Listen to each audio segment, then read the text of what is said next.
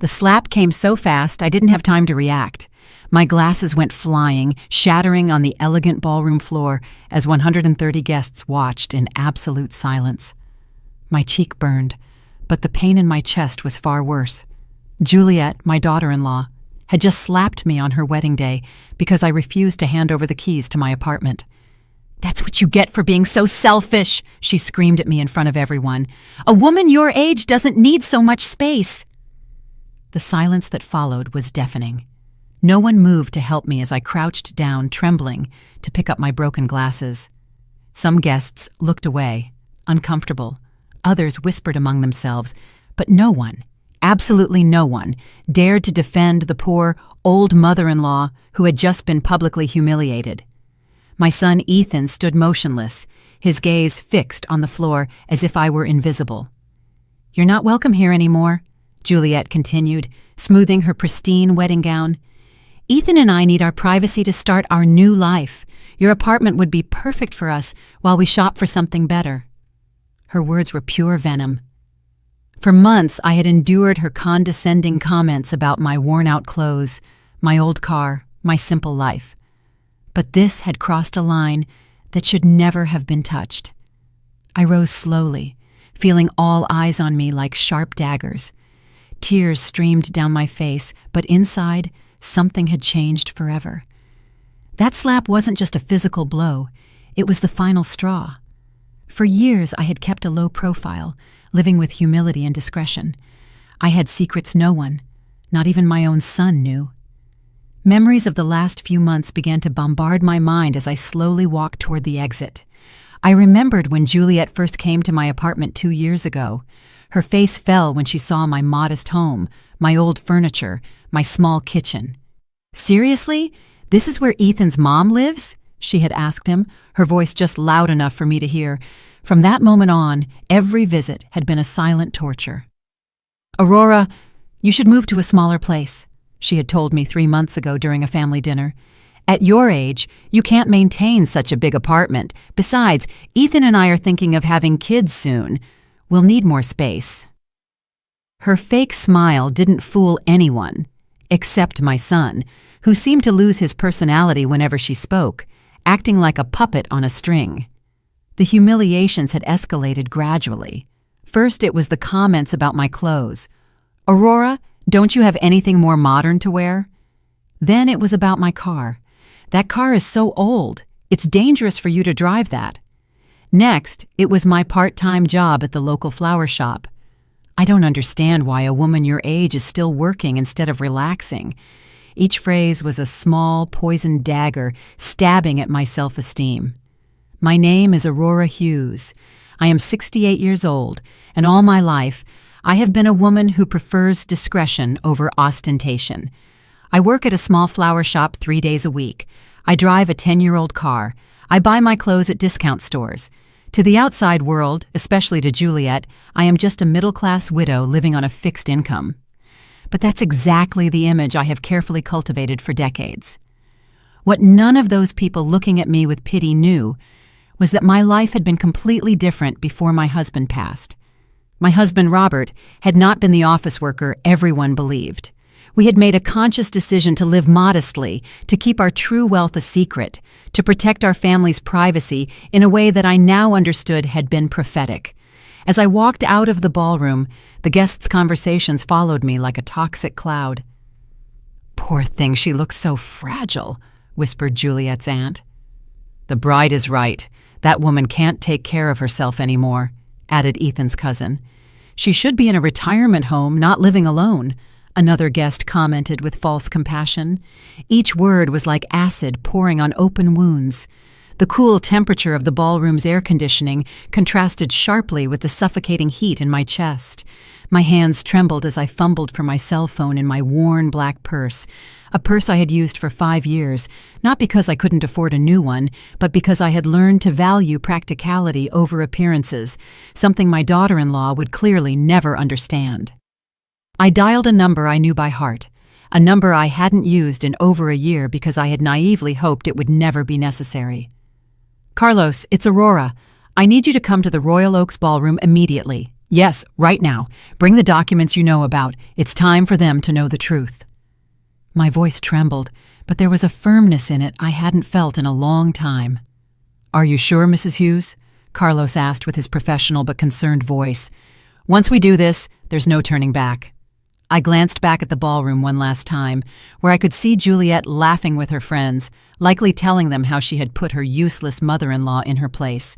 Ethan was by her side, smiling weakly, showing not a single ounce of remorse for what he had just witnessed. Completely sure, I replied. 30 minutes, Carlos, no more. I hung up the phone and walked toward my car with determined steps. For the first time in years, I was going to drop the mask I had used to protect my family. For the first time, they were going to meet the real Aurora Hughes. And when that happened, when reality hit their perfect fake worlds, they would understand the true meaning of the word regret. The parking lot was quiet, lit by streetlights that cast long shadows between the cars. I sat in my old sedan and waited. 30 minutes for their lives to change forever. 30 minutes for them to discover they had made the biggest mistake of their lives by humiliating the woman who had secretly been taking care of them more than they could ever imagine.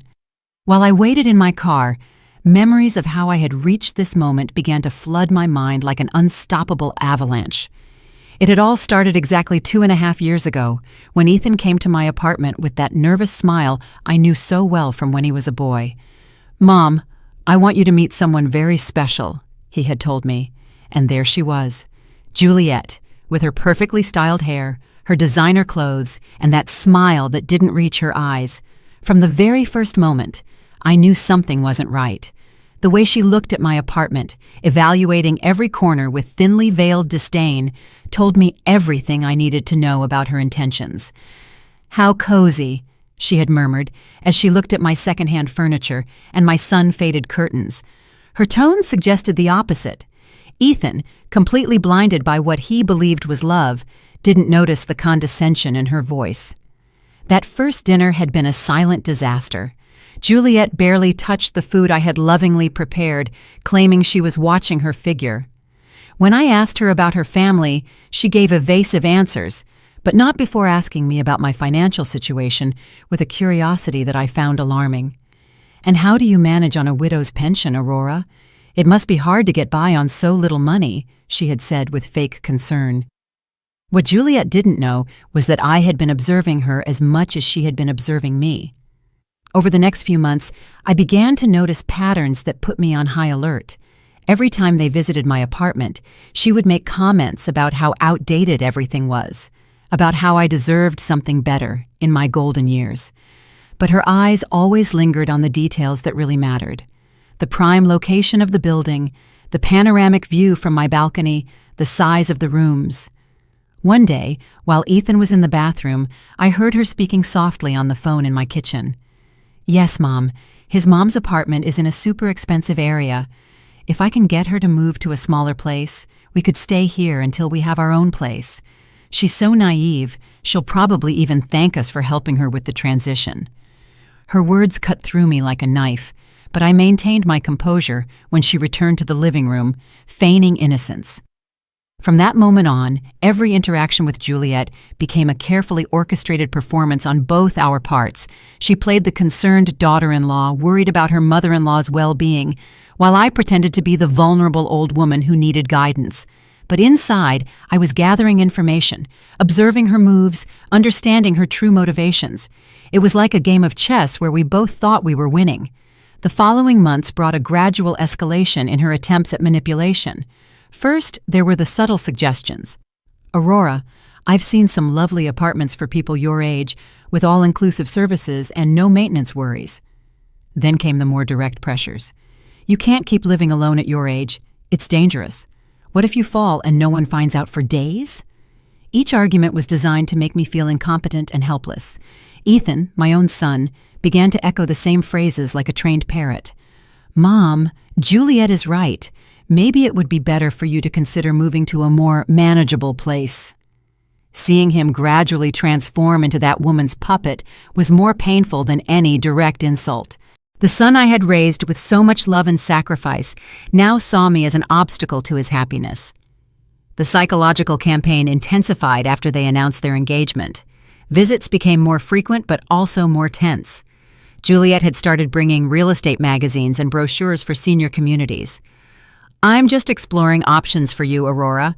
I want to make sure you have the best quality of life possible," she would say, spreading the materials on my coffee table as if it were a business negotiation.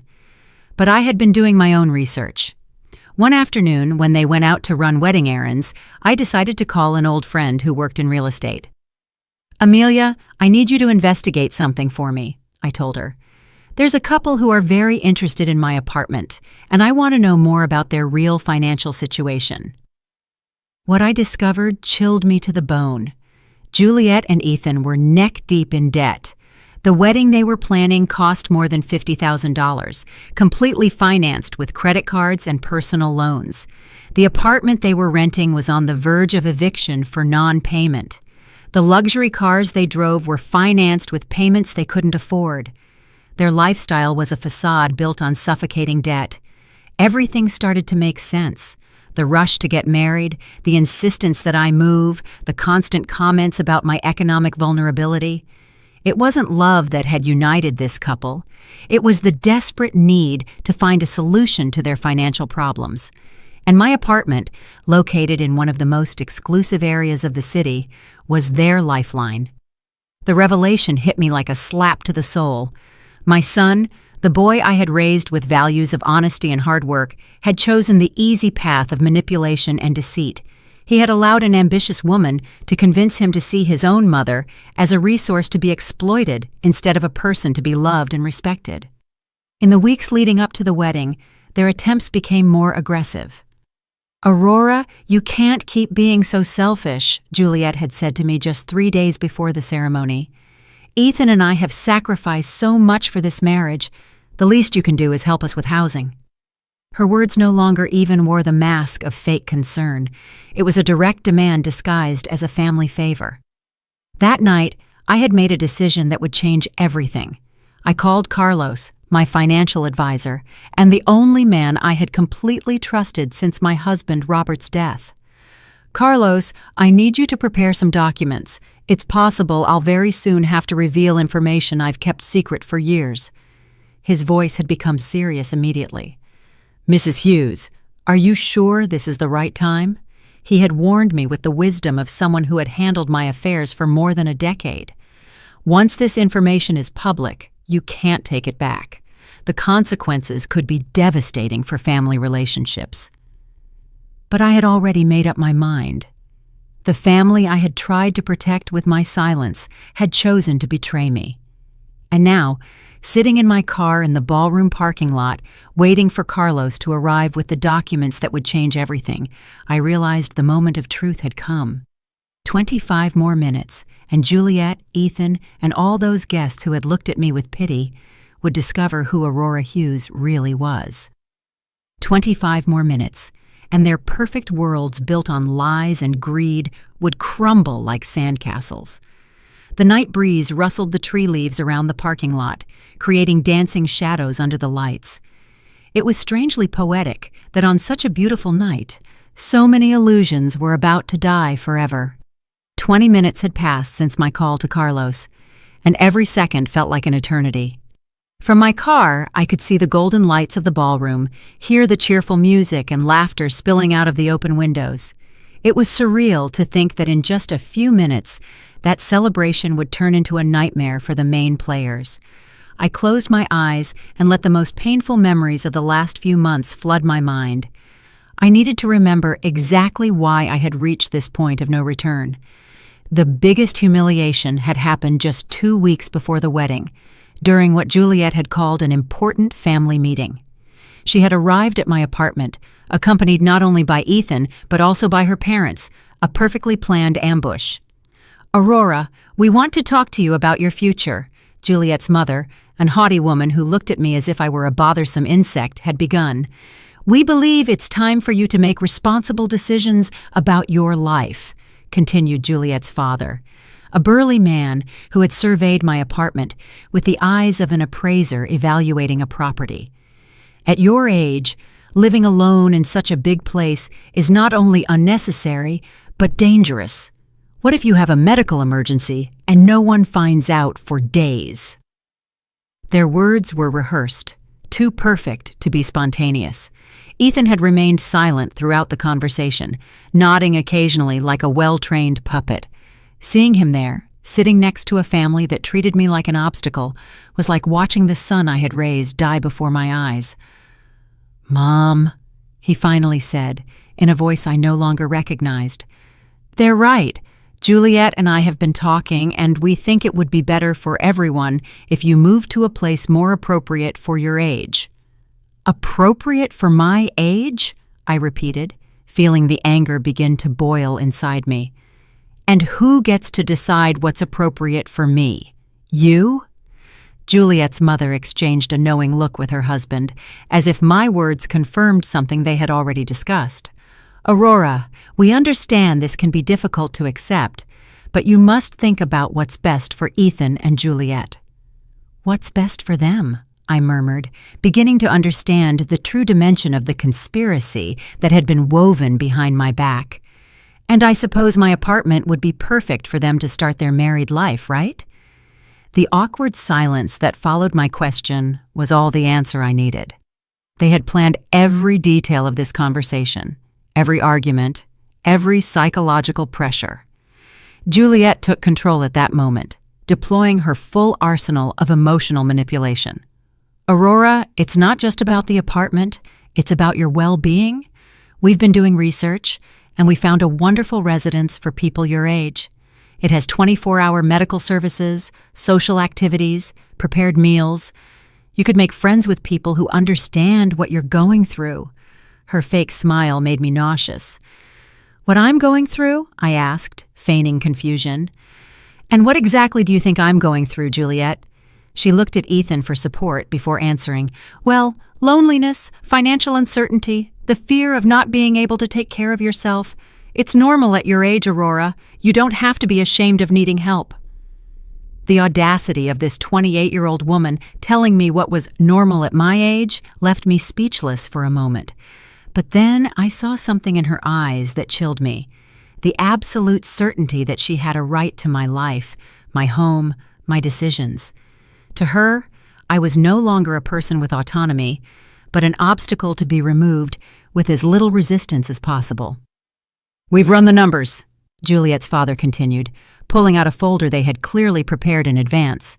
"The cost of the residence would be approximately $2,500 a month. With the sale of your apartment, you'd have enough money to cover it for many years, and there would still be some left over to help Ethan and Juliet with their initial marriage expenses." There it was, the naked, raw truth. It wasn't about my well-being or my safety, it was about money. It was about converting my home into cash to finance their unsustainable lifestyle. "And if I refuse?" I asked, although I already knew the answer. "Aurora," Ethan said, his voice sounding rehearsed. "We hope it won't be necessary to take more drastic measures, but if your mental health deteriorates to the point that you can't make rational decisions—" The implicit threat was crystal clear. If I didn't cooperate voluntarily, they would seek legal ways to declare me incompetent. They had done their research, they had planned, they had prepared the ground to take everything I owned by force if necessary. The son I had raised with so much love was sitting right there, allowing strangers to threaten his own mother. That night, after they left with my firm refusal, I cried for the first time in years. Not out of sadness, but for the definitive death of the illusions I had held about my family. I had called Carlos immediately. "I need you to investigate something urgently," I had told him through tears. "I want to know exactly what the real financial situation is for my son and his fiancée. Everything. Debts, income, liabilities, everything." The results of that investigation had been devastating. Ethan earned $45,000 annually as a sales manager, but had debts of more than $80,000 on credit cards.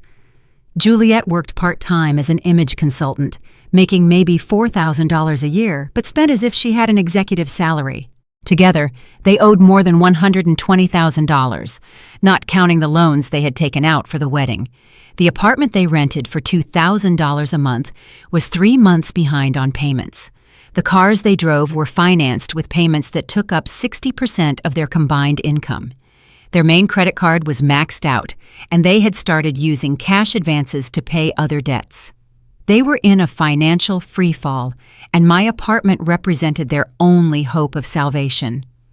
But there was something else in Carlos's report that had completely broken my heart. For the past 6 months, Ethan had been regularly calling banks and insurance companies, asking about loans against his elderly mother's property.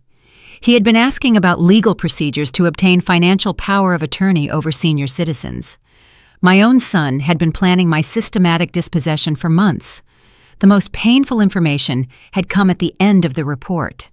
According to a private investigator Carlos had hired, Juliet had been telling her friends that she had sacrificed herself by getting engaged to an older, less attractive man because his mother had valuable properties and no competitive heirs. To her, marrying Ethan wasn't love. It was a strategic investment in my estate. That revelation had been the final straw. For weeks, I had considered simply revealing my true financial situation to them, thinking that maybe the shock would make them reconsider their behavior. But after reading that report, I understood that it wasn't about money or desperation. It was about a pure, calculated greed that had corrupted my son until he was unrecognizable. The days leading up to the wedding had been torture. Every phone call from Ethan was a new pressure to reconsider my position. Every visit from Juliet included poisonous comments about my stubbornness and selfishness. They had started to treat me as if I were already a senile old woman whose opinions didn't matter. The night before the wedding, Ethan had made his last attempt. "Mom, tomorrow is the most important day of my life. Please don't ruin it by being difficult. Juliet just wants what's best for all of us." His words had been the final confirmation that I had lost my son forever. The man who was getting married the next day was no longer the boy I had raised with so much love and sacrifice. And now, sitting in my car waiting for Carlos, I realized that everything had led to this inevitable moment. It wasn't about revenge or cruelty, it was about justice. It was about showing them the consequences of their actions. It was about teaching them that some lines should never have been crossed. 15 more minutes, and everything would change forever. My hands trembled as I dialed the number for Joseph, my neighbor from the apartment next door, a 70-year-old man who had been a silent witness to all the tense visits of the last few months. "Joseph, it's Aurora. I need to ask you for a very important favor," I said, my voice shaking. "Could you go to my apartment and bring me the brown folder from the second drawer of my desk?" "Yes, right now. It's urgent." Joseph had been like a brother to me since Robert passed away, and I knew I could trust him without him asking questions.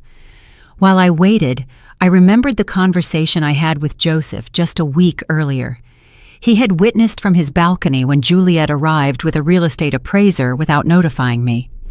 "Aurora, that girl brought a man with a briefcase who was measuring your apartment from the outside," he had told me with obvious concern in his voice. "When they saw me, they left quickly. I don't like what's happening at all." Joseph had been the first to notice the subtle changes in Ethan's behavior over the last few months. "Your son doesn't greet me like he used to," he had observed. "He used to stay and chat with me when he came to visit. Now he rushes in and out as if he's ashamed of something." His words had confirmed what my heart already knew. I had lost my son long before the slap that night. The folder I had asked Joseph for contained documents no one in my family had ever seen. Bank certificates, property titles, investment records that Robert and I had kept secret for decades.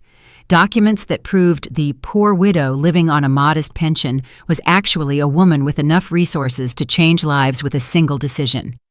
10 minutes later, Joseph appeared in the parking lot with the folder in his hands.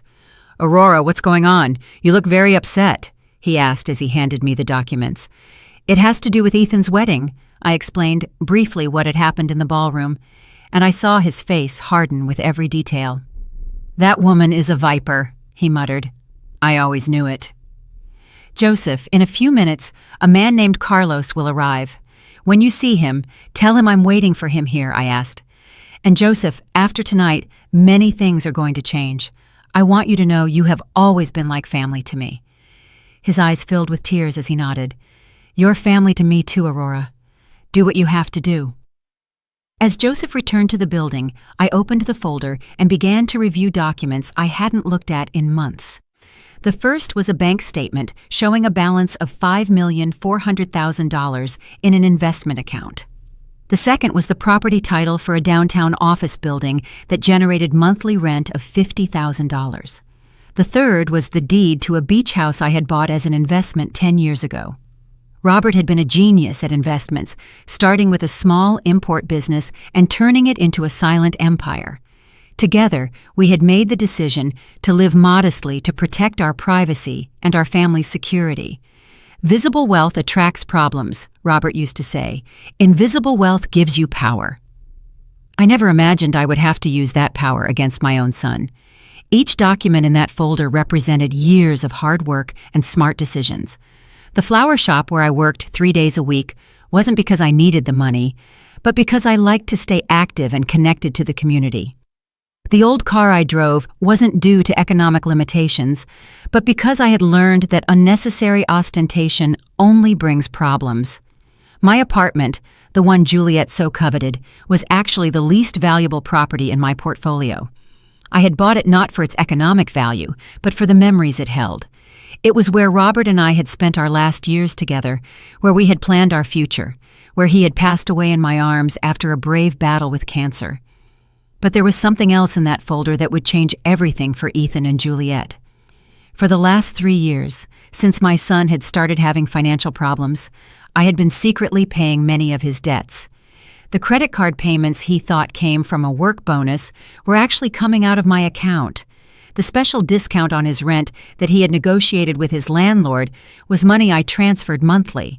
Without Ethan knowing, I had been subsidizing his irresponsible lifestyle for years. The luxurious apartment he lived in, the car he drove, even some of the expenses for the wedding that was taking place at that very moment had been made possible by my secret financial support. I had thought I was helping my son through a difficult time, not realizing I was financing his transformation into a person I didn't recognize. The bank records showed monthly transfers totaling $4,500 that had kept the sinking ship of Ethan's financial life afloat. Money he thought came from work bonuses or tax refunds, when in reality it was his mother desperately trying to protect him from the consequences of his irresponsible decisions. The irony was devastating. While Juliet was humiliating me for being an economic burden on their future marriage, I was literally the only reason they could afford that marriage. While they were planning to strip me of my apartment to solve their financial problems, I had been solving those problems in secret for years. I closed the folder and looked toward the ballroom once more. The lights were still shining, the music was still playing, the guests were still celebrating, but in less than 5 minutes, Carlos would arrive with the final documents I needed. In less than 5 minutes, the process of cutting all the financial threads I had used to protect a son who had chosen to betray me would begin. This is not revenge, I reminded myself. This is justice. This is about teaching them that actions have consequences, that greed has a price, that family is not something you can sell for economic convenience. I had tried to protect Ethan from reality for too long, and that protection had corrupted him until he was unrecognizable. Headlights of a car approached the parking lot, illuminating the night with a white light that momentarily blinded me. It was Carlos, punctual as always, arriving with the documents that would change everything forever.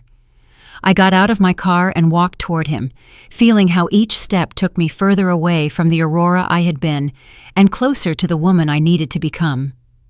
"Mrs. Hughes," Carlos said as he got out of his car, a legal brief under his arm. "Are you completely sure about this? Once we go in there will be no way to undo what is about to happen." I looked toward the ballroom one last time, where my son and his new wife were probably still celebrating their victory over the useless old woman they had just humiliated. I have never been more sure of something in my life, Carlos. It's time for them to meet the real Aurora Hughes. Carlos opened his folder under the parking lot light and began to show me the documents he had prepared with his characteristic efficiency. Mrs. Hughes, here is the order for the immediate suspension of all bank transfers you have been making in Ethan Hughes's name, he said, pointing to the first paper. Also, here is the notice of cancellation of the lease agreement that you had confidentially guaranteed. The landlord will receive this document tomorrow morning. I took the papers with trembling but determined hands. Each document represented a thread that I had carefully woven for years to protect my son, and now I was cutting those threads one by one. "And the payment for the ballroom?" I asked, although I already knew the answer. "Cancelled," Carlos confirmed. "The deposit you had guaranteed will be withdrawn tonight. They will have until tomorrow to find an alternative form of payment." The magnitude of what I was about to do hit me like a cold wave. For 3 years, I had been the invisible safety net that had kept Ethan and Juliet's lives afloat. The apartment they lived in, the car he drove, even the wedding that was taking place at that very moment had all been made possible by my secret financial support. And now, in a single night, I was going to withdraw all that support definitively. "Carlos, I want you to understand something," I said to him as I signed each document with a determination I hadn't felt in years. "This is not cruelty or revenge. This is the only way for them to learn the real value of things. For too long, I protected them from the consequences of their actions, and that protection corrupted them into people I don't recognize." "I understand perfectly, Mrs. Hughes," Carlos replied with genuine respect in his voice. "In my 30 years as a financial advisor, I have seen many families destroyed by greed and ingratitude. What you are doing requires more courage than most people possess." His words gave me the final strength I needed to take the last step. We walked together toward the ballroom entrance, and with each step, I could feel my heart beating faster. It wasn't nervousness I felt. It was a strange mix of sadness for what I had lost and anticipation for what I was about to regain. My dignity, my self-respect, my right to be treated as a human being instead of as a resource to be exploited. The music stopped abruptly when we entered the ballroom. 130 pairs of eyes turned toward us, and I could see the confusion on the guests' faces. Some recognized Carlos immediately. After all, he had handled the financial affairs of several prominent families in the city for decades. His presence at social events usually meant that something important was about to happen. Juliet was the first to react. "What are you doing here, Aurora?" she shouted at me from the center of the dance floor, where she had been posing for photos with Ethan. "You already left once. Wasn't that enough drama for one night?" Her voice carried that arrogance I had come to know so well, but I could detect a note of nervousness that hadn't been there before. "Ladies and gentlemen," Carlos said in a clear, professional voice, "I apologize for interrupting this celebration, but I have urgent legal matters to discuss with Mr. Ethan Hughes and Mrs. Juliet Dawson." The silence that followed was so deep you could hear the hum of the air conditioning. Some guests began to pull out their cell phones, sensing they were about to witness something extraordinary. Ethan slowly approached, his face pale and his eyes full of confusion. "What's going on here, Mom?" he asked me, in a voice that no longer sounded as confident as it had when he had humiliated me just minutes before. "Who is this man, and why is he talking about legal matters?" I could see his hands trembling slightly as he adjusted his tie, a nervous gesture he had had since childhood. "Ethan," I said in a voice firmer than it had sounded in months, "this is Carlos Jones, my financial and legal advisor. He has come to deliver some documents that I think you will find very enlightening." Carlos opened his folder and took out the first document. Mr. Ethan Hughes, you are hereby notified that the financial guarantee your mother had provided for your lease agreement has been immediately canceled. Your landlord will be notified tomorrow morning, and you will have 30 days to find a new guarantor or vacate the property. All the color drained from Ethan's face. Financial guarantee, he murmured, looking at me with eyes that were beginning to fill with comprehension and horror. Mom? What is he talking about? But I could see from his expression that a part of him already knew. For years, he had suspected that his financial luck wasn't completely natural, but he had chosen not to ask questions because the answers might have been uncomfortable. Also, Carlos continued relentlessly, the monthly transfers of $4,500 that your mother had been making to your personal accounts have been permanently suspended. This includes payments for credit cards, car insurance, and various other expenses that you believed were being covered by other sources. Juliet let out a gasp that echoed throughout the ballroom. "That's impossible!" she exclaimed, running toward us, her wedding dress dragging on the floor. "Ethan doesn't have a rich mother. Look how she lives. Look at her clothes, her car. She's an old woman living on a miserable pension." Her hysteria was evident, and several guests began to murmur among themselves with increasing fascination. "Finally," Carlos said, taking the last document from his folder, "the guaranteed payment for this celebration has also been canceled. The ballroom management will have the right to demand full payment before guests can leave tonight." His words fell on the ballroom like a bomb, and I could see some guests nervously begin to move toward the exits. The realization hit Ethan like a hammer. "You," he muttered, looking at me with eyes that couldn't fully process what they were hearing. All this time, you've been paying for everything." His voice broke on the last word, and for a moment I saw the small boy he had once been, vulnerable and confused. "For 3 years, Ethan," I confirmed, in a voice that sounded strangely calm after the emotional storm I had been living through. 3 years in which I thought I was helping you get through a difficult time. 3 years in which I believed you would eventually recover and become the man I raised. 3 years in which I hoped you would remember the values I taught you. Juliet began to pace in circles, clutching her head with increasing desperation. "This can't be happening! This can't be real!"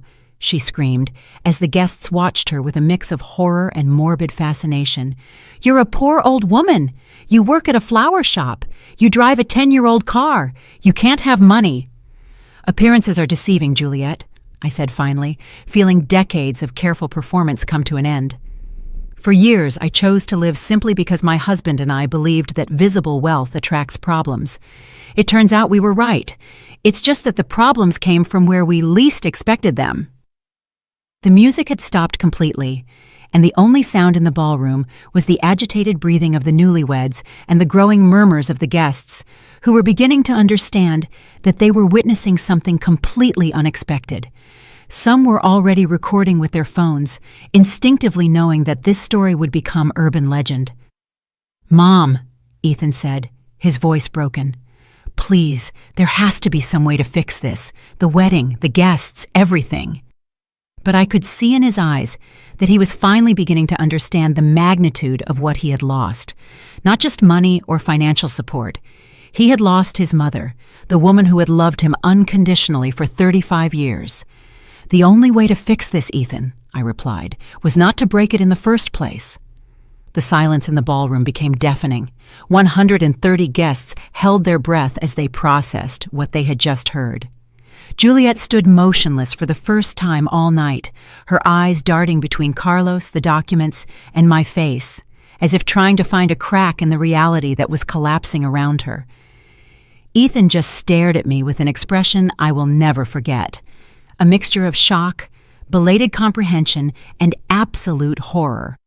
"Mrs. Hughes," Carlos said in a voice loud enough for everyone to hear, "would you like me to proceed with reading the full financial details?" His question hung in the air like a sword over the newlyweds' heads. I could see several guests moving closer, fascinated by the drama unfolding before their eyes. "Please, Carlos," I replied, with a serenity I didn't know I possessed. "I think everyone deserves to know the full truth." Juliet tried to interrupt with a desperate shriek, but Carlos raised a hand and continued with the precision of a surgeon performing a delicate operation. "Over the last 36 months," Carlos began, consulting his documents, "Mrs. Aurora Hughes has transferred a total of $162,000 to cover the living expenses of her son, Ethan Hughes, and his fiancée. This includes $48,000 for rent payments, $44,000 for credit card payments, $18,000 for vehicle insurance, and $22,000 for miscellaneous expenses." A collective murmur swept through the ballroom.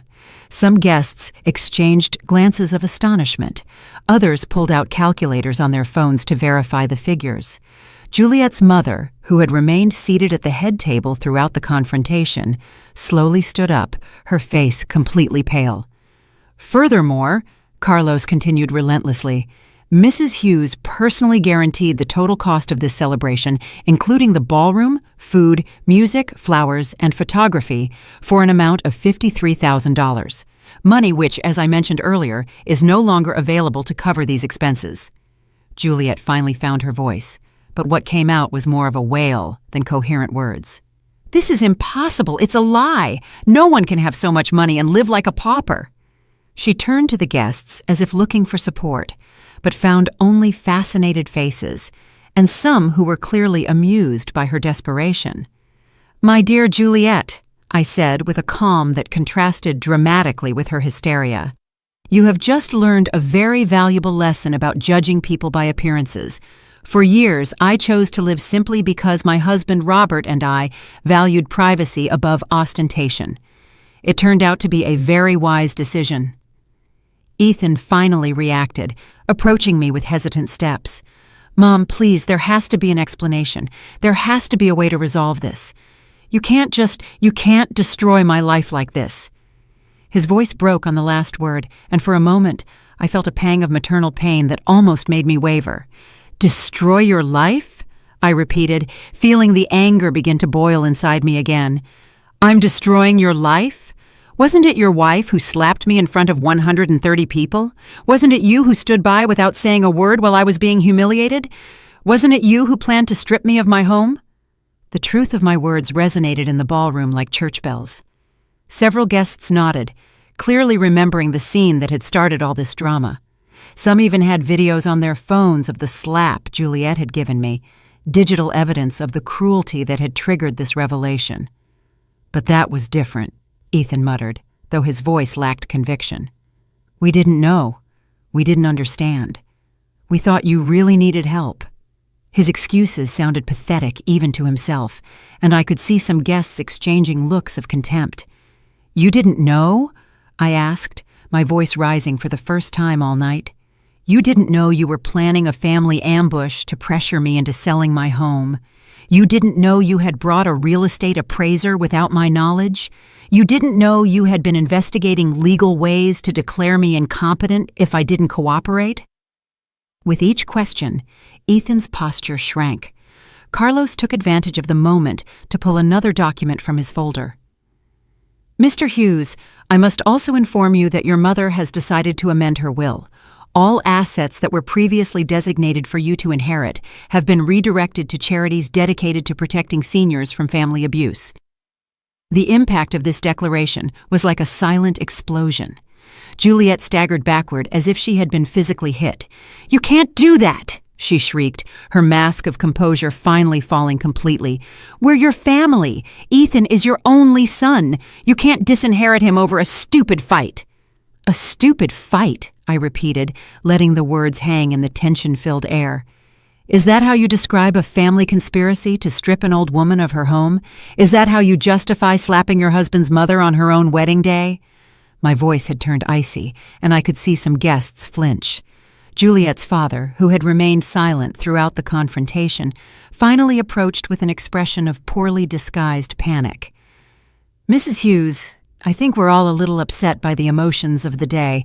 Maybe we could discuss this in private when things have calmed down a bit." His tone was that of a man who had just realized he had bet on the wrong horse. "There's nothing to discuss in private," I replied firmly. "Everything I had to say has been said here, in front of the same people who witnessed my humiliation. You chose to make this public, so my response will be public." The guests' heads moved between us as if watching a tennis match, absorbed in every exchange. Carlos closed his folder with a dry snap that echoed throughout the ballroom. "Mrs. Hughes, all documents have been delivered and explained.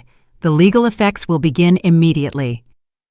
He turned to Ethan and Juliet with a professional expression, but not without a certain satisfaction.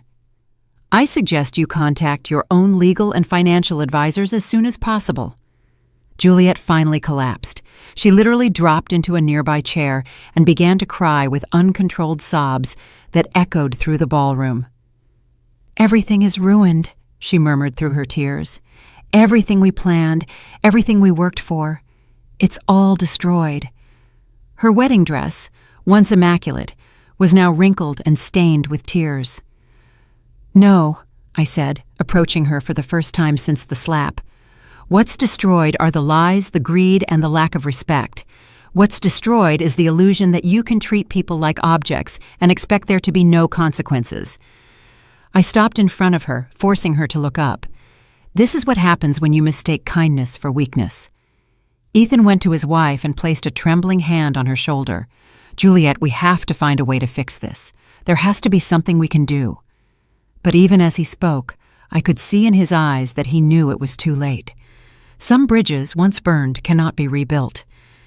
"There is a way to fix this, Ethan," I said, looking him directly in the eyes for the first time in months without feeling pain. "You can learn from this. You can grow from this. You can become the people I hoped you would be before greed corrupted you." My voice softened slightly, because despite everything, he was still my son. But that growth will have to happen without my financial help, without my apartment, and without my inheritance. You will have to do it the hard way, like everyone else does. The ballroom remained in absolute silence, every person present knowing that they were witnessing the definitive end of a family relationship. Carlos and I headed toward the exit, leaving behind a ballroom full of shocked guests and a newlywed couple whose perfect world had collapsed in less than 30 minutes. As Carlos and I walked toward the exit, the silence behind us was interrupted by a voice I didn't expect to hear. "Wait, Aurora!" It was Lucy, Ethan's younger sister, who had been sitting at a table in the back throughout the confrontation. She ran toward us with tears in her eyes and an expression of absolute horror on her face. "Aunt Aurora," Lucy said in a trembling voice, "I didn't know anything about this. I swear Ethan never told me what they were planning with you." Lucy had always been my favorite niece, a 29-year-old who worked as a teacher and had maintained a close relationship with me even after Ethan had distanced himself. "If I had known what they were going to do to you, I would have tried to stop them." I stopped and looked at her, seeing in her eyes the same honesty I had known since she was a little girl. "I know, Lucy," I said softly, placing a hand on her cheek. "You have always been different. You've never seen people as opportunities or resources to be exploited." Her tears fell harder as she nodded, clearly devastated by her brother's actions. "But why did you never tell us about the money?" Lucy asked with genuine confusion. "Why did you keep all this a secret for so many years?" It was a question that deserved an honest answer, especially coming from someone who had always treated me with respect and genuine love. "Because your Uncle Robert and I learned a long time ago that money changes people," I explained, as some guests discreetly moved closer to listen. "We have seen families destroyed by inheritances, friendships ended by loans, and children who see their parents as walking pensions. We decided to live simply to protect the relationships that really mattered." Lucy nodded slowly, beginning to understand the wisdom behind my decisions. "But Ethan, he was different before. When we were kids, he would have defended anyone who hurt you. What happened to him?" Her question contained all the pain of a sister who had watched her brother transform into someone unrecognizable. "What happened to him was Juliet," I replied with sadness, but without bitterness. What happened to him was greed disguised as love, ambition without values, and me in my effort to protect him, depriving him of the chance to learn important lessons about responsibility and consequences. My answer resonated through the ballroom, where the guests were still engrossed in every word. Carlos had respectfully stayed to the side during this exchange, but now he approached and murmured something in my ear. "Mrs. Hughes, the ballroom manager is approaching. It seems he's already found out about the cancellation of the guaranteed payment." Indeed, I could see a burly man in a suit walking toward us with several papers in his hands and a very serious expression. "Mrs. Hughes," the manager said in a tense voice, "I just received a payment cancellation notice that is highly irregular. The contract for this celebration is guaranteed until tomorrow morning. Can you explain what's happening here?" His presence added a new layer of immediate reality to the crisis I had just triggered. "Mr. Martinez," I replied, remembering his name from the conversations we had when I secretly arranged the wedding payment. "The financial guarantee I provided for this celebration has been revoked due to extraordinary circumstances that have come to light tonight." I gestured toward Ethan and Juliet, who remained in the center of the ballroom like statues of despair. "I understand," Martinez said, looking at the scene with the experience of someone who had handled social events for decades. "And who will be responsible for the payment now? The total outstanding amount is $53,000, including the ballroom, food, music, flowers, and photography services." His voice was professional but firm, making it clear that someone would have to solve this problem immediately. Ethan finally reacted, approaching us with hesitant steps. "Mr. Martinez, there must be some misunderstanding. My mom, she can't just cancel the payment like that. We're family. This can be resolved." His voice carried a desperation I had never heard before, the desperation of a man who finally understood the magnitude of his situation. "Young man," Martinez said with the forced patience of a professional, "the financial guarantee was provided by Mrs. Hughes personally and privately. She has the legal right to withdraw that guarantee at any time. I now need someone to provide an alternative form of payment immediately, or I will be forced to suspend the event." Juliet approached, stumbling, her wedding dress now completely disheveled and her makeup smeared with tears. "You can't do this!" she yelled at Martinez. "It's our wedding day! You can't ruin our wedding day over money problems!" Her hysteria was evident, and several guests began to murmur among themselves with increasing discomfort. "Ma'am," Martinez replied with growing firmness, "I am not ruining anything. I am simply following the contractual terms that you signed. If you cannot provide an alternative payment immediately, I will have to ask all guests to leave and suspend all services." His ultimatum fell on the ballroom like a final sentence. The reality of the situation began to penetrate the minds of the guests. Some had already started to grab their bags and discreetly head for the exits. Others remained fascinated by the drama that continued to unfold, like spectators of a traffic accident they couldn't look away from. "Mom," Ethan said, approaching me with tears in his eyes for the first time since he was a child, "please, I know what we did was wrong. I know we hurt you. But there are 130 people here. There are photos. There are memories. You can't destroy all this over a fight." His voice broke on the last word, and for a moment I saw the little boy he had once been. "Ethan," I replied, with a calm that surprised me, "I am not destroying anything. You destroyed this when you chose greed over love, when you chose manipulation over honesty, when you chose to publicly humiliate me instead of treating me with the respect I deserve as your mother." Each word was like a dagger, but they were words that needed to be said. "But what are we going to do?" Juliet asked in a desperate voice, looking at the guests who continued to leave the ballroom. "How are we going to explain this? How are we going to pay for all of this?" Her panic was evident, and I could see she was finally starting to understand the real implications of her actions. "You're going to do what all responsible people do," I replied. "You're going to find ways to earn money honestly. You're going to learn to live within your means. You're going to discover what it means to work hard for the things you want, instead of expecting others to provide them for you." My voice had grown stronger, and I could feel decades of accumulated wisdom pouring out through my words. Carlos approached discreetly and murmured, "Mrs. Hughes, the legal process is complete. All documents have been delivered and explained. There is nothing more we can do here." His message was clear. It was time to leave, to let Ethan and Juliet face the consequences of their decisions without my presence as a distraction. Lucy approached once more and hugged me tightly. "Aunt Aurora, I want you to know that you will always have my respect and my love, no matter what happens with Ethan." Her words were like a balm for my wounded heart, reminding me that not all family had been corrupted by greed. "And you will always have mine, Lucy," I replied, returning the hug. "Remember this night when you make important decisions in your life. Remember that character is defined not by what we have, but by how we treat the people we love." Her tears soaked my shoulder as she nodded, completely understanding the lesson that was unfolding before her eyes. Martinez approached again, this time with greater urgency. "Ladies and gentlemen, I need an immediate resolution. I have other commitments tonight, and I cannot keep staff here indefinitely without a guarantee of payment." His professional patience was finally running out, adding additional pressure to an already desperate situation. "You have my phone number," I said to Ethan and Juliet for the last time. "When you are ready to have a real conversation about respect, values, and responsibility, when you have learned what it means to earn things for yourselves, when you can look me in the eye and offer me a genuine apology for what you did to me tonight, then we can talk.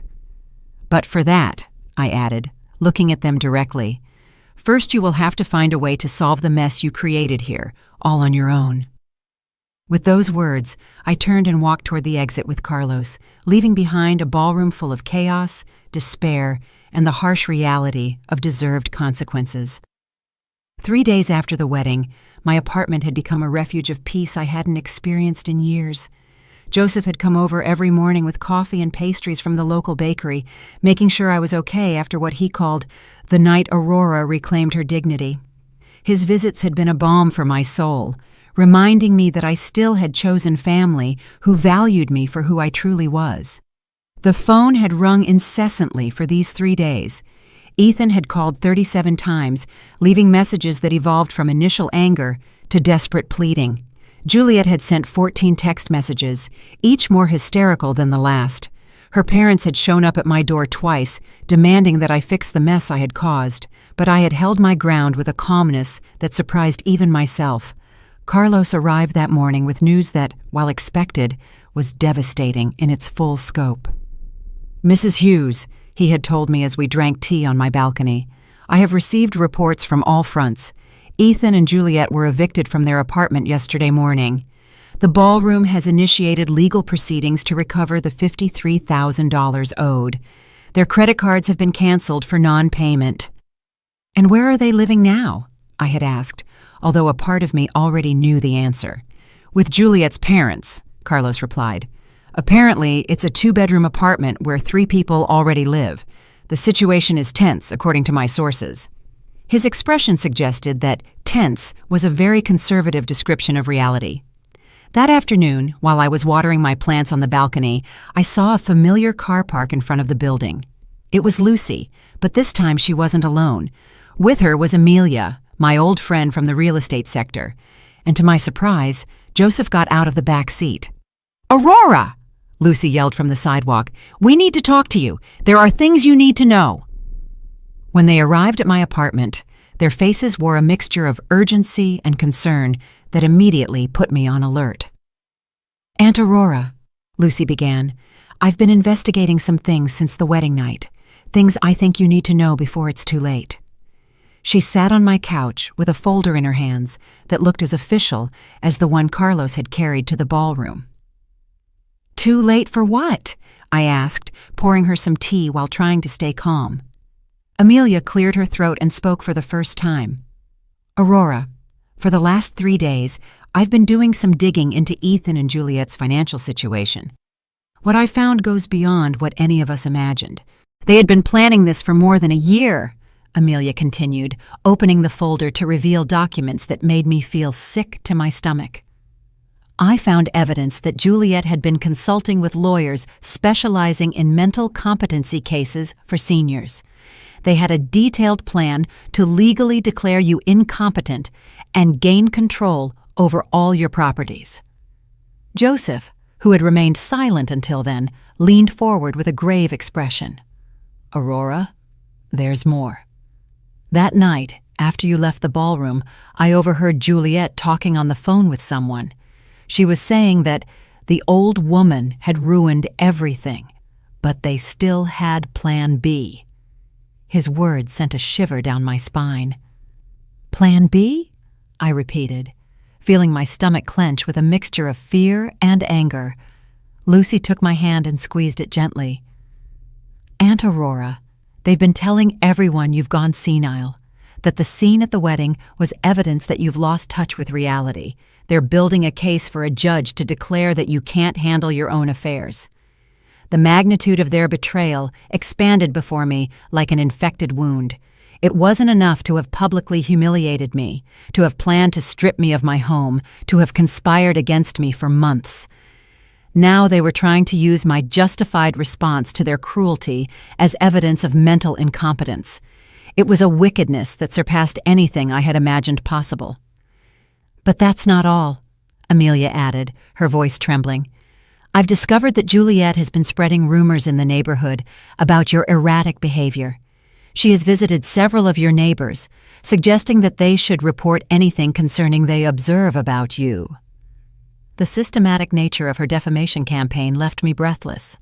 Carlos, who had returned for our scheduled meeting, entered the apartment at that moment and found the atmosphere thick with tension. Mrs. Hughes, I see you've already found out about some of the recent maneuvers. His expression was more serious than I had ever seen it. I have some additional news that confirms what your friends have discovered. Ethan filed a preliminary petition yesterday, Carlos said, pulling documents from his own folder.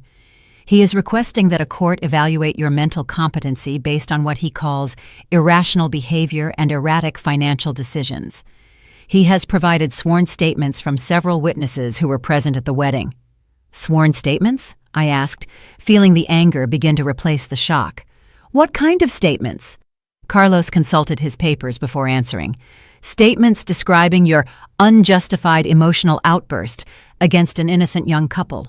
Statements characterizing your financial decisions as vengeful and destructive.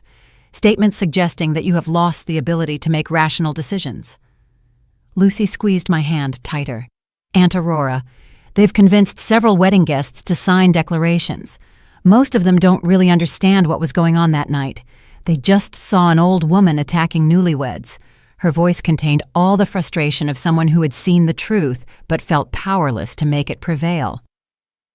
But we have good news too, Joseph intervened with a smile that contrasted dramatically with the gravity of the situation. It turns out there are more people on your side than they imagine. He took out his own cell phone and showed me a screen that left me stunned. Joseph, what is this? I asked, looking at what appeared to be a social media video with thousands of views. Aurora, remember that several guests were recording that night? Well, some of those videos have gone viral. People aren't seeing a senile old woman attacking an innocent couple. They're seeing a dignified woman revealing the truth about years of abuse and manipulation. Amelia leaned in to look at the phone too. Aurora, the comments on these videos are overwhelmingly in your favor. People are praising your courage, your dignity under pressure, your decision to set boundaries. Some are sharing their own stories of family abuse. You've become a symbol of resistance against the exploitation of seniors. Carlos nodded in approval. This public response will be invaluable if the case goes to court. It's difficult to argue that someone is mentally incompetent when thousands of people are applauding the logic and justice of their actions. His professional smile had returned, suggesting that perhaps the legal battle wouldn't be as one-sided as I had initially feared. But there's something else you need to know, I said, making a decision I had been considering for the last 3 days. If Ethan and Juliet want to play this game, if they want to turn this into a public legal battle, then they are going to discover exactly who they're messing with. I stood up and walked to my desk, where I had been preparing my own folder of documents. For these 3 days, I have been in contact with several lawyers specializing in elder abuse. I have been documenting everything: the intimidating visits, the implicit threats, the conspiracy to strip me of my property, even the slap Juliet gave me. I took out photographs of my swollen cheek, taken immediately after the wedding, medical evidence of the physical assault. If they want war, I continued, with a determination I hadn't felt in decades, they will have war, but it will be a war fought on my terms, with my resources, and with the truth on my side. Furthermore, I added with a smile that surprised even myself, I have decided to do something I should have done years ago. I am going to tell my full story publicly. I am going to show the world exactly what happens when greed is disguised as family love. The room filled with a new energy, the energy of people who knew that justice was on their side and that they had the resources to make it prevail. 6 months after that night that divided my life into a before and an after, I found myself sitting in the most important television studio in the city, waiting for the interview to begin that would tell my full story to the entire country. The program, Stories of a Lifetime, had contacted Carlos after the wedding videos had accumulated more than 2 million views on social media. My story had become a national symbol of resistance against family abuse of seniors. The journalist, Catherine Diaz, a woman respected for her professional integrity, reviewed her notes while the technicians made the final lighting adjustments. "Mrs. Hughes," she said to me with a warm smile, "I want you to know that you have inspired thousands of people with your courage. We have received hundreds of letters from viewers who have lived through similar situations." During these 6 months, many things had changed.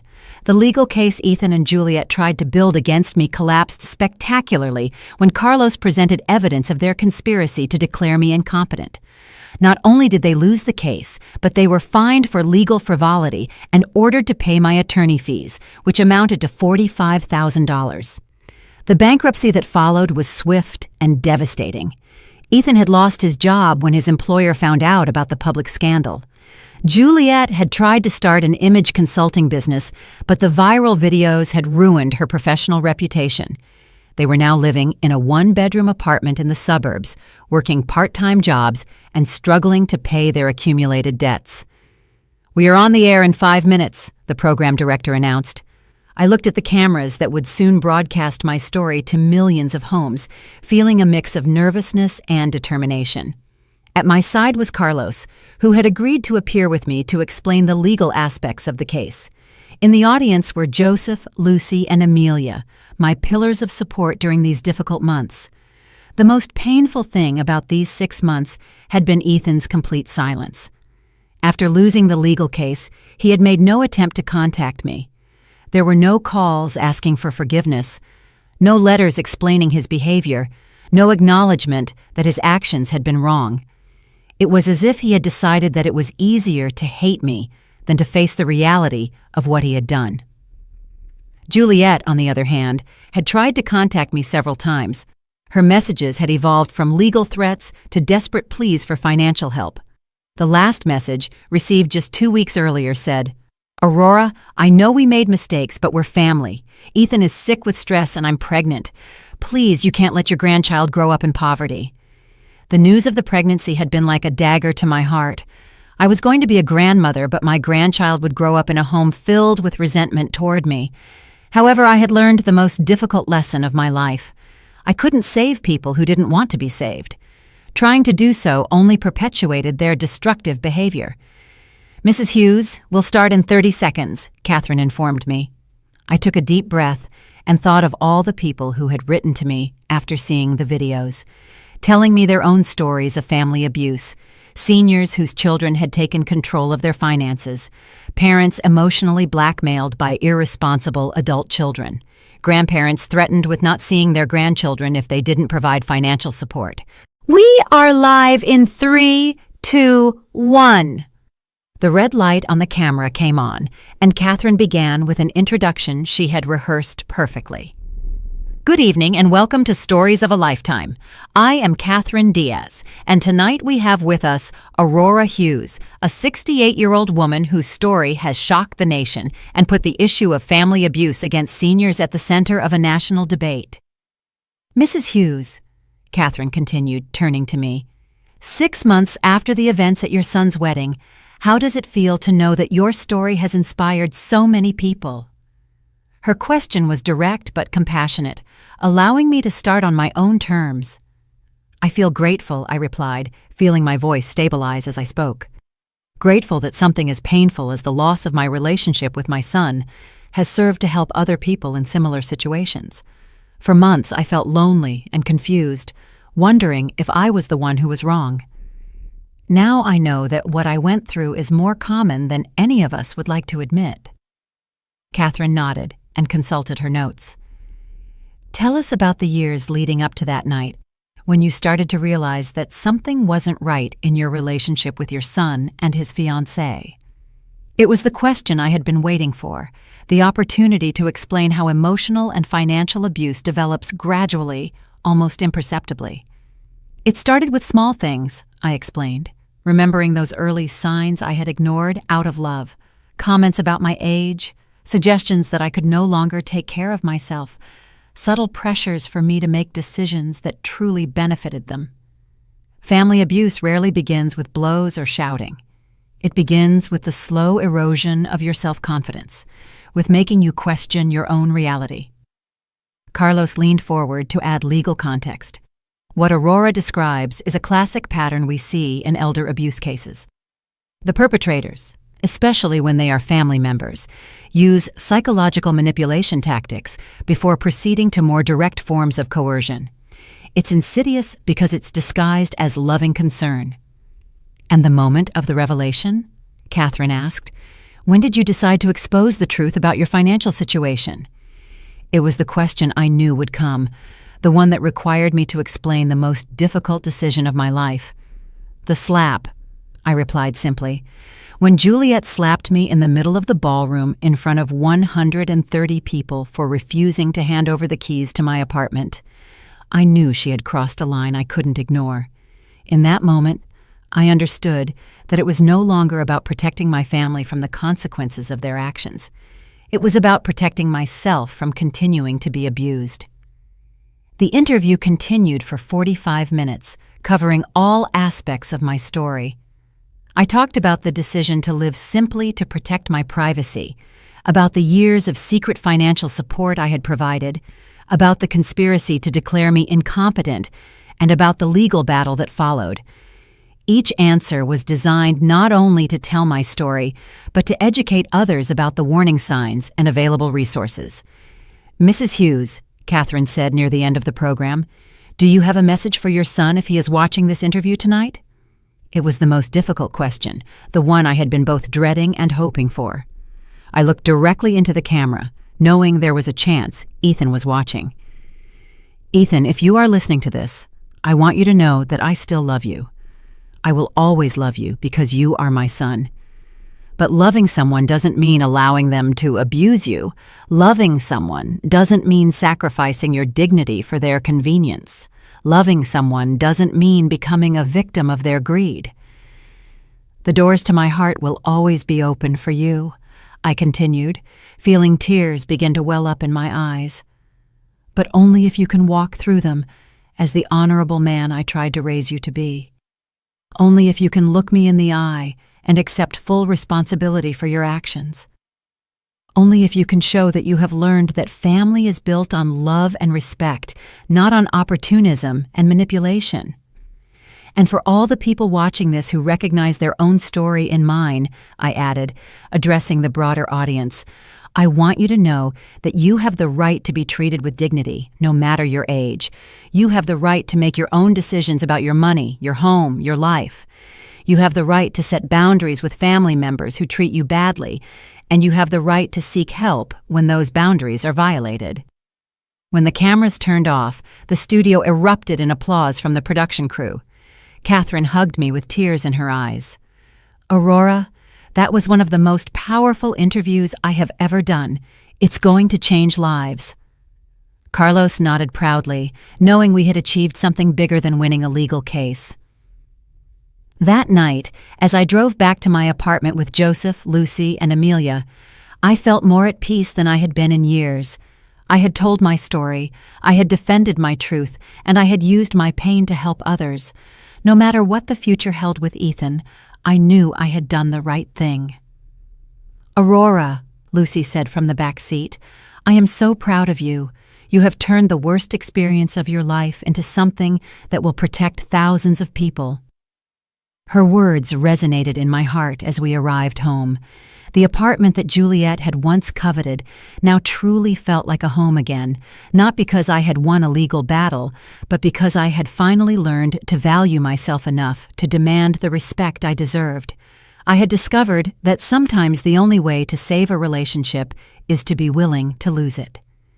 And as I prepared for bed that night, I knew I had set the most important example of my life, that it's never too late to stand up for yourself, that you are never too old to demand dignity, and that true love sometimes requires the most difficult decisions.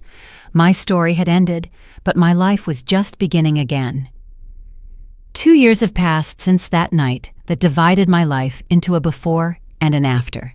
As I write these lines, I am sitting on the same balcony where I used to water my plants and reflect on the silent humiliations I thought I had to endure out of a mother's love.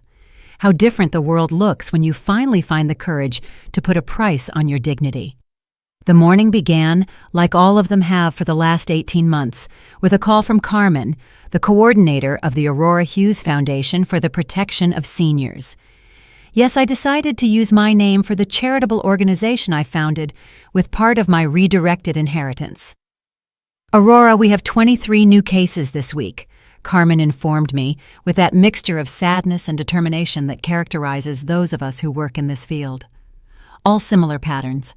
Adult children pressuring older parents for property or money. Every case that comes across my desk is like looking into a mirror of the past. Yesterday, I reviewed the file of a 72-year-old woman whose daughter convinced her to sell her house for her own good, only to discover that the money financed a failed business and a vacation in Europe. The day before yesterday, it was a 69-year-old man whose twins emotionally blackmailed him. "If you don't lend us $50,000, you will never see your grandchildren again." The irony is not lost on me. I have turned my worst personal experience into my most meaningful life purpose. The foundation has helped more than 400 seniors regain control over their finances, their properties, and, most importantly, their self-esteem. We have specialized lawyers, social workers, psychologists, and a support system that I wish I had had when I felt so lonely and confused. Joseph is still my dearest neighbor, although he is now also my foundation's vice president. His 72 years are filled with a renewed energy since he started giving lectures on how to detect family manipulation. "Aurora," he told me last week as we were reviewing cases, "I never thought my golden years would include becoming a detective for dysfunctional families, but it's the best adventure I've ever had." Lucy moved into the apartment next door a year ago. After her divorce from a marriage that had lasted only 8 months, she decided she needed to be close to the bravest person she knows. Working as the Foundation's educational director has given her a purpose she never found in her career as a traditional teacher. "Aunt Aurora," she tells me frequently, "you taught me that sometimes real family doesn't come from blood, but from those who choose to respect you unconditionally." The success of my public story has brought unexpected consequences. The book I wrote with the help of an investigative journalist became a national bestseller. When Love Hurts, An Elderly Woman Fights Back has sold more than 200,000 copies, and all the royalties go directly to the foundation. The letters I receive from readers are living testimonies that my experience resonated in thousands of homes where silence had been the norm. Carlos is still my financial advisor, but now he is also the foundation's principal accountant. His experience in handling the legal aspects of my confrontation with Ethan has become an invaluable asset in helping others in similar situations. "Mrs. Hughes," he told me during our monthly meeting, We have recovered more than $3 million in properties and savings that abusive family members had illegally obtained. The question everyone asks me, the one that comes up in every interview and every deep conversation, is if I miss Ethan. The answer is complex and painful. I miss the child he was, the young man who had shown flashes of kindness and honor. I miss the illusion of the family I thought we had, but I don't miss the last few years of manipulation, emotional blackmail, and systematic disrespect. Ethan tried to contact me exactly 3 times during these 2 years. The first was 6 months after the television interview, when apparently some co-workers had seen the show and started treating him differently. The second was when his son, my grandson Oliver, was born 14 months ago. The third was 3 months ago when Juliet left him, taking the baby and half of their meager possessions. Each time he called, it was to ask for financial help, never to offer a genuine apology or acknowledge the harm he had caused. His pattern of thought remains identical. He sees his problems as external injustices, not as consequences of his decisions. The last conversation lasted less than 5 minutes and ended when he said, "Mom, your pride is more important than your grandson." I replied with a clarity that surprised me. "Ethan, my dignity is exactly as important as my grandson, and I hope that one day he learns that lesson better than you did." It was the first time I had ever hung up the phone on my son, and it was also strangely liberating. The topic of Oliver, my grandson, is the only one that can still make me cry. He is 14 months old and does not know me. When Juliet left, she took all the family photographs, including the few I had of him. I have created a trust fund for his college education, administered by Carlos, that will be available when he turns 18, regardless of the relationship we have by then. Maybe, Amelia tells me during our weekly dinners, when Oliver is older, he will seek his own answers about what happened in his family. Maybe he will find the courage to get to know his grandmother for himself. Amelia has become my closest confidant, especially since she also had to set difficult boundaries with toxic family members a decade ago. What surprises me most about these 2 years is how much my physical and mental health have improved. During the last few years with Ethan and Juliet, I had developed chronic insomnia, constant headaches, and an anxiety that kept me in a state of permanent alert. My doctor says my current tests show the stress levels of a woman 10 years younger. Aurora, Dr. Hernandez told me during my last checkup, "It's impressive how the body responds when we eliminate sources of toxic stress. Your blood pressure is perfect, your sleep is restorative, even your posture has improved." He's right. I walk more upright. My voice sounds firmer, and my hands no longer tremble when I make important decisions. The flower shop where I worked closed a year ago, but I found a new passion in the community garden I helped establish in the building. I teach other older residents about medicinal plants and organic growing techniques. It's an activity that connects me with the earth and with people who appreciate accumulated wisdom instead of seeing it as obsolescence. My current routine includes 3 days a week at the foundation offices, 2 days visiting the homes of seniors who need emotional support, and weekends dedicated to writing my second book. This one will focus on practical strategies for detecting and preventing family financial abuse based on the cases we have handled. The apartment that was once a source of greed is now a space of peace and creativity. I have converted Ethan's old room into an office where I receive people who need guidance. The walls are filled with thank you letters, photos of families we have helped reconcile in a healthy way, and diplomas from the universities where I have given lectures. One of the most rewarding experiences of this period has been becoming a mentor to other older women who are facing similar situations. Margaret, 74 years old, came to the foundation 6 months ago after her son sold her car without permission to pay off gambling debts. We worked together for 3 months, and last week she sent me a photo of her smiling in her new car, which she bought with her own savings after recovering the money legally. "Aurora," Margaret wrote to me in her letter, "you taught me that setting boundaries is not cruelty, it's survival. You taught me that self-love is not selfishness, it's a necessity. You taught me that it's never too late to stand up for yourself." Her words reminded me why all this pain was worth it. Reflecting on these 2 years, I understand that my story does not have the traditional happy ending where the whole family reconciles and we live happily ever after. But it has something better. It has authenticity, reclaimed dignity, and a purpose that transcends my personal pain. I have learned that sometimes the greatest demonstration of self-love is to walk away from those who insist on hurting you. If I could send a message to the past, to the Aurora who walked into that wedding ballroom 2 years ago, I would say to her, "Have courage. What is about to happen will be painful, but on the other side awaits a life more authentic than you ever imagined possible.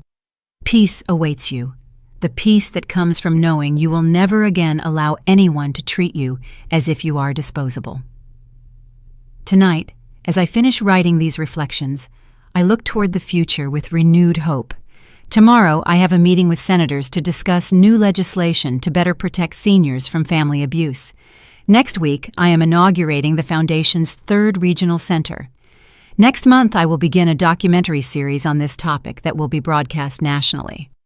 My life at 70 is richer, more meaningful, and more authentic than it was at 68. I have learned that the end of a toxic relationship is not a loss. It's a liberation. I have discovered that true family is chosen as much as it is inherited, and I have proven that it is never too late to write a new chapter in your own story. When people ask me if I regret what I did that night, my answer is always the same. Did you like my story, and which city are you listening from? Let's meet in the comments. If you like the story, you can support me by sending a super thanks so I can keep bringing more stories like this. Thank you so much for your sweet support. I'm looking forward to your comments on the story. On the screen, you can see 2 new life stories that I highly recommend.